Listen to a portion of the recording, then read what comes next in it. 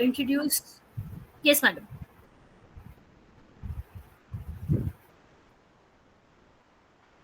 Sure, ma'am. Sure, sure. Yeah. Do you want me to stop the presentation, madam? Okay. Yeah. Okay. Sure. Okay.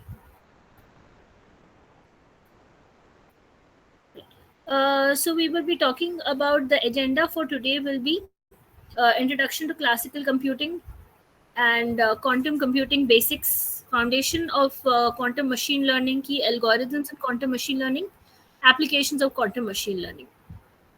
So I would like to start by giving an introduction to what is a classical computer.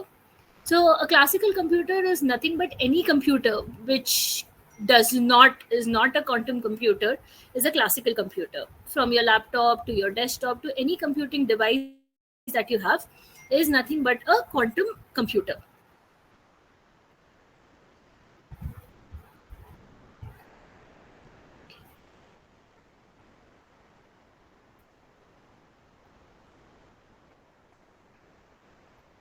Is nothing but a quantum computer. Is nothing but a classical computer. Everything else is a quantum computer.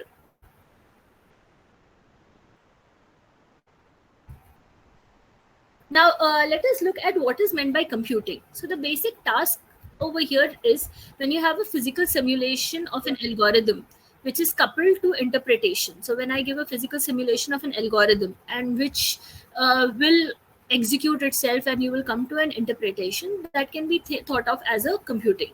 We manipulate a physical system according to the rules. So you have a physical system where you have a hardware where I'm giving some kind of a simulation like a computing program to interpret. This can be thought as a computer. So you can think of even an abacus over here when a physical simulation over here of playing with the beads is coming up with a result. The result would be adding numbers. A similar way of physical simulation where I'm using a system which is made of all these hardware tools. The same is being used for interpreting a software. So that can be thought as a computing. So let us look at classical computing. We are all aware of the gates that we use for basic computing. So a basic computer works with all zeros and ones. And we had also discussed in the previous class that in a classic computing, you only have one state. It can either be a zero or one. And when you combine these two states, you again get a single output, right?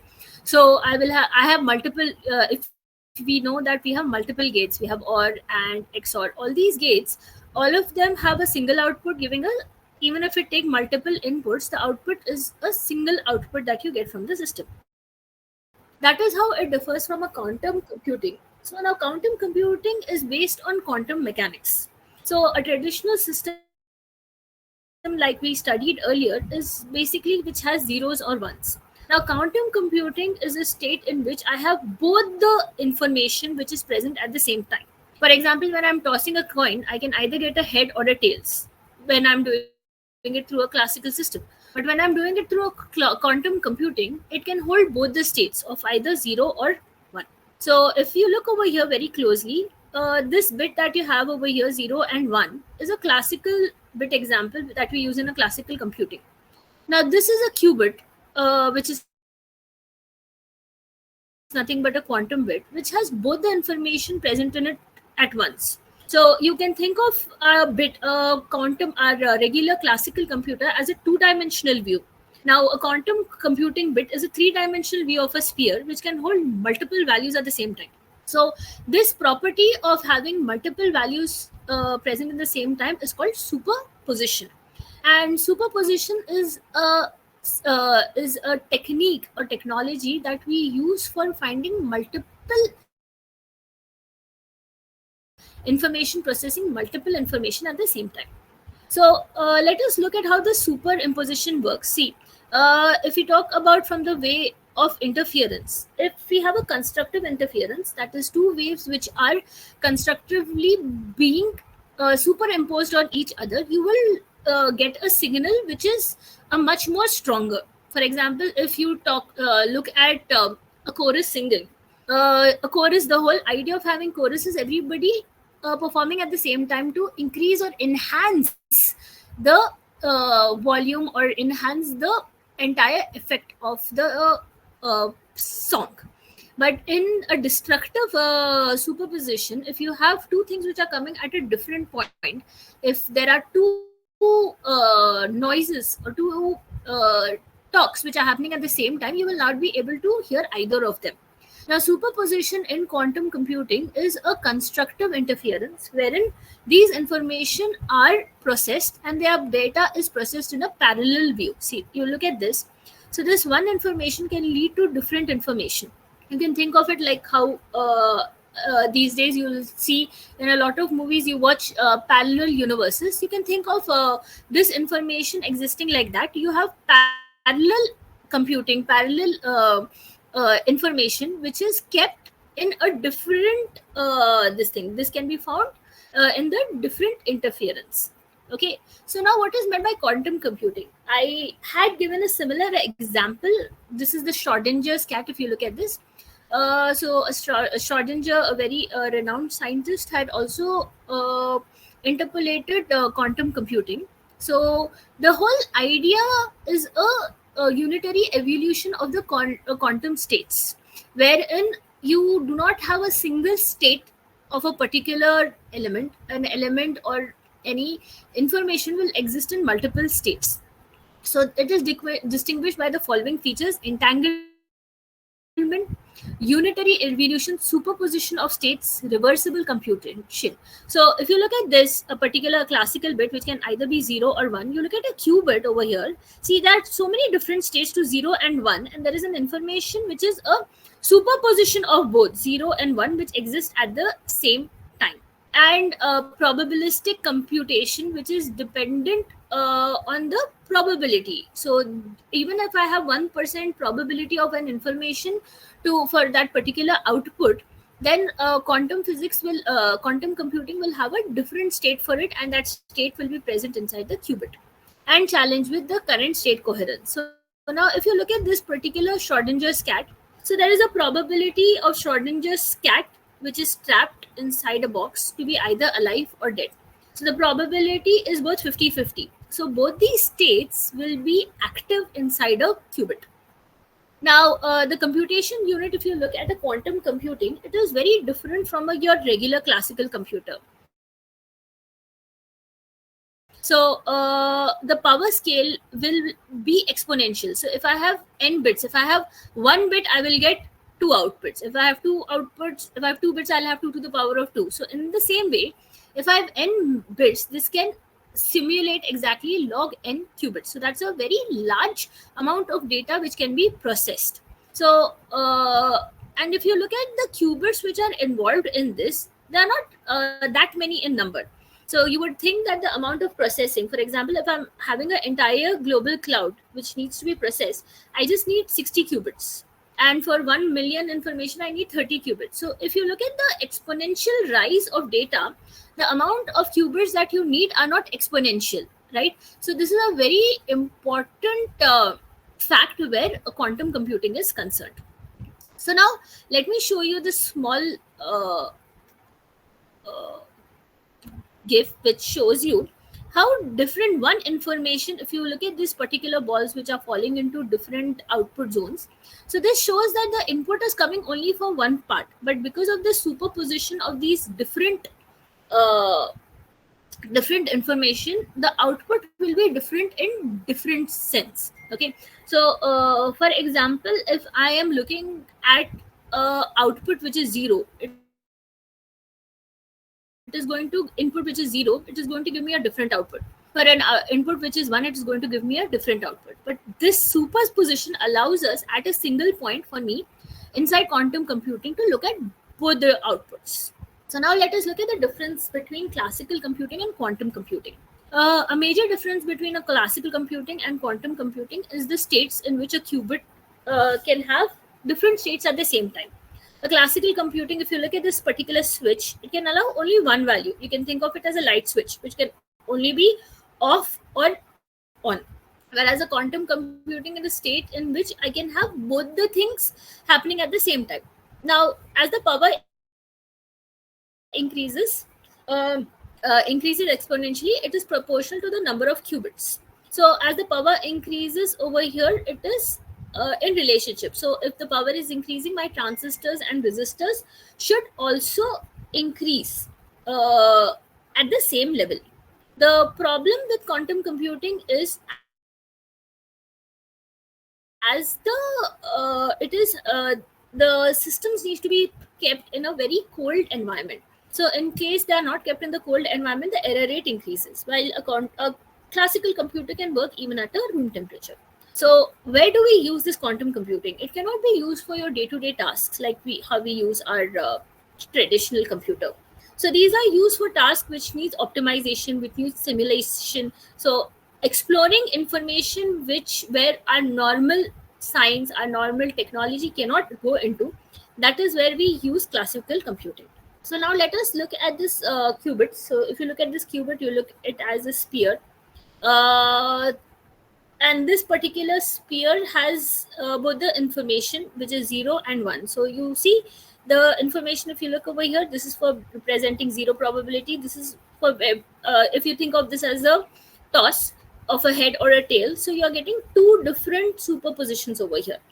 And when you combine the probability of both the things, thinking the probability of getting heads is 0, getting tails is 0 and heads is 1, the probability, if it is 0.1, when you add both the probabilities, you will get 1. But this quantum computing has the ability to have both the things happening at the same time. Okay. So now let us look at how quantum computing can amalgamate with machine learning. So quantum machine learning combines the power of quantum computing algorithms with traditional machine learning algorithms. So machine learning techniques, when superimposed or when worked together with quantum computing, they perform in a much better way.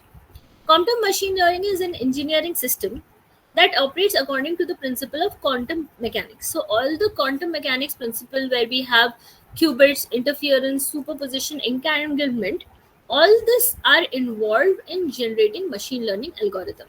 So unlike a classical bit, a qubit can exist in both the states. So a property known as linear superposition. So we employ this linear superposition to derive a much better performance in algorithms than we already have. So now let us look at quantum machine learning. Quantum computing will has an exponentially large Hilbert space. Hilbert space basically talks about the different spaces for inside the computation, different probability, different this space for that. Entanglement, superposition, and interference. These are the techniques that we saw earlier also, which quantum computing involves. While machine learning talks about inference, optimization, fitting over large feature, hyperparameter space. So these are the important techniques where machine learning is concerned. So now what is machine learning? So if you think of machine learning, it is a branch of artificial intelligence that help the machine in becoming more intelligent, and it helps to uncover hidden pattern within the data set. So a major application of machine learning is to look at the hidden part inside the patterns. For example, if I talk about in medical terms, or if I talk about simulation, so the parts which can be missed by a regular computer, these are the parts which can be uncovered by a machine learning algorithm. So it allows them to predict new similar data without explicit programming for each task, where we are not spending a lot of time in deriving another option for the same data set. Machine learning has diverse applications such as image processing, natural language processing, fraud detection, portfolio optimization, and automation tasks. So, machine learning is huge when you look at the applications, and machine learning is gaining a lot of popularity these days because of this particular factors. So now machine learning algorithms, as we all know, I'm not going to go into the depth, but I'm going to look at the superficial uh, classification, where we have supervised and unsupervised algorithms. Supervised algorithms are algorithms which will label data, which will supervise learning by having labeled data. The raw data which will be input will be labeled. Unsupervised is just the opposite, where you're processing information which is not labeled, so you end up even labeling them. Reinforcement is a very high level of machine learning where the intelligence of the system is evolved by trial and error. So now quantum computing, if you look at quantum computing, it maps usually via QUBO, quadratic unconstrained binary optimization. Algorithm focuses on the physical operation and hardware executes the algorithm. So in quantum computing, algorithm translation, so just generally unconstrained binary optimization is the process in which I am looking at the all the different outputs of my different spaces. So they will the algorithm focuses must on the physical operation. So if you look at how machine learning works over here, if you look at this, machine learning techniques have proven to be highly powerful in scientific data analysis. So if you look at observing a network or the traffic in a network, or observing some kind of a signal or a physical parameter, so all these high energy physics, so all these information can be very well observed and featured by using machine learning. So machine learning is a science which is used everywhere. Now, how do we combine these two giants, that is quantum computing and machine learning? So the basic component over here changes because we generally have an information which is saved inside a bit. But when I have a quantum computing machine learning, the basic internal fundamental unit changes into a qubit. So when I look at the architecture of a quantum computer, a classical computer is in a simple way something which takes input and gives you output by using your the hardware and the software, right? So now the hardware itself is very different in terms of a quantum computing. You have a quantum register which can be physical or logical, which is connected to quantum gates and measurement interference. So these in turns are connected to electronic reading and electronic writing. And the entire enclosure, if you see, is refrigerated, right? So a very important factor for quantum computing is it has to be saved at a very low temperature. These are connected to the classical computer software and data. So quantum computing model can handle big amount of data. So a quantum machine learning algorithm is designed which is situated for handling huge data. And machine learning involves a factor where we are training the machine to be more intelligent by using these three algorithms like supervised, unsupervised, reinforcement learning. But this particular task can become very fast by using quantum computing. And the kind of problems which can be solved by this quantum machine learning is solving highly complex problems which are too complex for machine learning. So the quantum machine learning, all the algorithms that can be run on machine learning can be run even on quantum machine learning. But the computers, the hardware that you're using is a quantum computer instead of a classical one. So this quantum enhanced machine learning leverages the information processing power by speeding up the same amount of task which was done by machine learning, a classical computer. Now, if you look at this quantum computer, right? So this quantum computing machine learning is nothing but having different states like over here. So quantum machine learning has means different depending on the data and source of algorithms physical substrate are. So depending on which algorithm I'm using and depending on what kind of data is being is given, it can mean different things. That is, at the same time, one thing can have different meanings, the different states, like we talk about in quantum physics, where quantum machine learning is concerned. So most experimental and theoretical work in quantum machine learning focuses on using quantum processor to analyze classical data. So this is mainly used for optimization problems. Analyzing quantum data with quantum processor makes more sense in context of analyzing output of quantum sensors or other quantum computer. So we cannot store entangled states for a long period of time. So what happens is at every state we are trying to look at the different states and try to calculate the output of the next state. So now if you look over here, uh, quantum computing will beat machine learning performance, because quantum computing can solve the problem very fast, because the time to train the algorithm is very short, and the data sets are very hard for the classical problems to understand, is very easy for the machine learning algorithms to understand.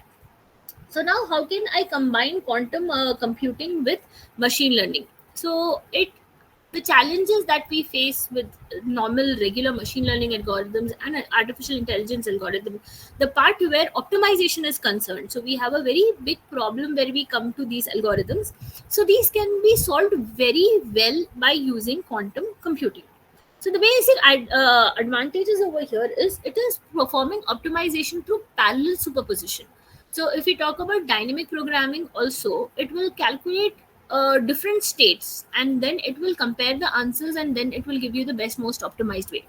Imagine a situation in which all the different solutions are being calculated at the same time. So you reach the result for all the solutions at the same time, and then you choose the most optimal one. So hence these algorithms are much more efficient, and learning efficiency. So the learning efficiency, because of this factor, you will see that the performance and the speed of the algorithms increases at a very high rate. So you will see most of the popular algorithms in machine learning, for example, neural networks, support vector systems, quantum algorithms, quantum annealing, all of them are uh, processed in a very high version by using quantum computer. Neural networks use qubits and quantum gates, so the efficient training and parallel computation becomes very much efficient. Support vectors use quantum methods for efficiently classification. Variational constant algorithms optimize and parameterize quantum circuit, enabling near-term quantum to solve complex problems. And quantum annealing, the problem of quantum annealing can annealing basically can be solved very well by finding the minimum energy of a state. So all these, by using a different hardware altogether, will enhance the capability of the regular algorithms. Now, if you look at a classical neural network, you have the hidden layers over here, which will help in generating the output by uh, looking at the different outputs. But when you look at this quantum neural network, the initialization variation over here, so every state, because everything is being done in a parallel state, all these states that you see as superimposed states, they will be nothing but different states which will be calculated, which will be solved in parallel way. So if I look at the input data given to the quantum kernel methods, it generates a kind of a cube, which is a three-dimensional thing. So I have the information which is stored at the same time for different states. So now if you look at the quantum support vectors, how the basic calculation is done. So in quantum support vectors, the information is given, and the information is processed by performing an XOR, and the output is generated. So if I have different data sets, can be financial related, it can be related to an ERP, it can be related to fintech, it can be related to even e-commerce website. The estimation of the quantum kernel will check the noise simulation, and it will perform quantum computing to release a data and give it to the machine learning. So which will do what? Hyperparameter tuning. And this is working together, if you see. So the information coming from the quantum computing is given to the machine learning algorithm to enhance the output of the same system. So now you can rethink of machine learning in many other ways. So the information, for example, if I have a light source, if I have a car which is being used through machine learning, you'll see a lot of self-driven cars these days. So the same which uses the power of light and which uses the power of sensors. Now if I have the same thing which is encoded together in a quantum data, so imagine the output can be so much more efficient. And these applications can be applied to anything. I mean, any kind of a system which uses any kind of a intelligent system, be it artificial intelligence or machine learning. We can think of moving towards quantum computing for all of them. So when you analyze, these results are simulated, and I will also state the references for this. So if you look at all these analysis of the algorithms, k-mean, k-median, and knn, all the algorithms much, if you look at the classical version and compare it with the quantum version, you'll see that the time complexity reduces so much more than that of the previous one. Okay, so if you compare classical machine learning algorithm with the quantum computing algorithm, the data representation, as we know in classical machine learning algorithms, is all zeros and ones. When we employ quantum machine learning, it is a superposition of the bits into qubits. The computation units is a normal CPU over here, or a graphical processing unit, whereas it is processed by quantum processors. The algorithms that we have are your decision trees, linear regression, neural networks, clustering, whereas the same things are enhanced by using quantum computing, will be quantum neural networks, will be quantum linear systems, etc. The speed will be polynomial of exponential. You look at the time complexity over here, which is so large, whereas over here we are trying to pull it down to linear or quadratic speed. Optimization, it is highly dependent on the gradient descendant and iterative methods. The methods or the algorithms which are being used internally is how you optimize it. So the variation in the quantum circuit, so if I move the hardware, this can result in the speed. Imagine there is a way by which optimizing the algorithms, there is a way through which you are optimizing the algorithm inside the hardware. So that is something which is very different, and which is something which is something that we've never thought of till now, till this whole door of quantum computing has come.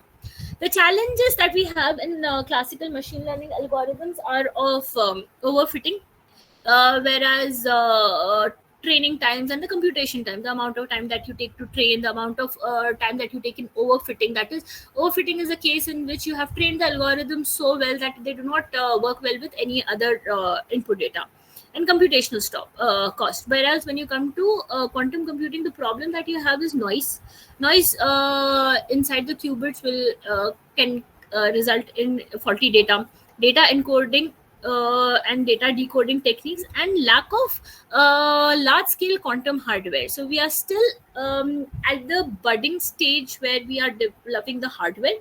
So these are the challenges that we faced with quantum computing. So but quantum computing has varied applications. If you see, it can be used in quantum simulation, which can be used for drug detection, predict properties of new materials which are being involved, and speed up simulations. Simulations can be resulting even in network simulation. Any kind of a simulation tool can work very well with quantum simulation.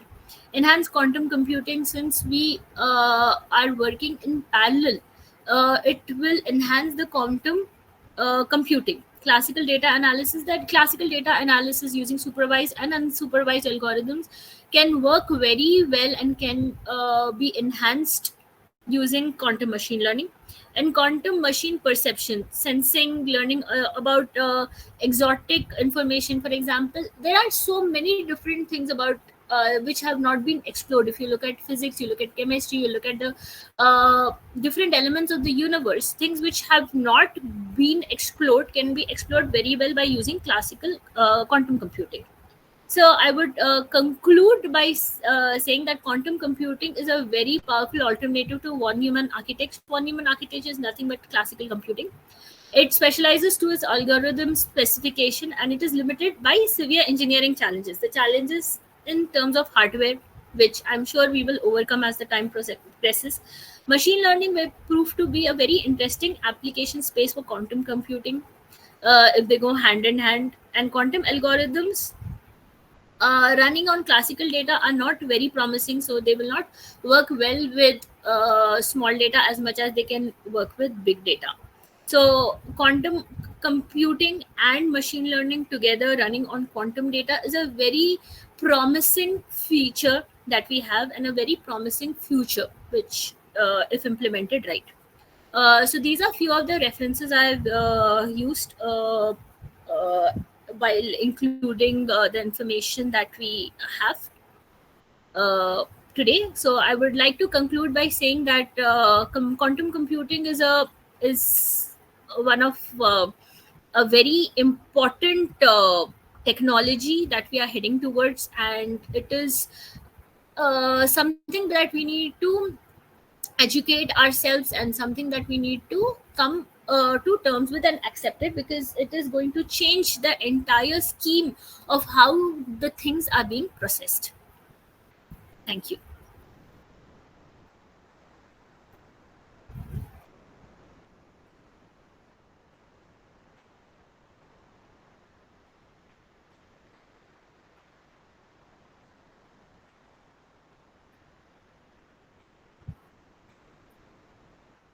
Thank you, madam.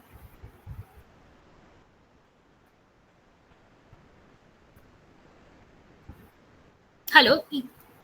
Yeah, ma'am, you're audible.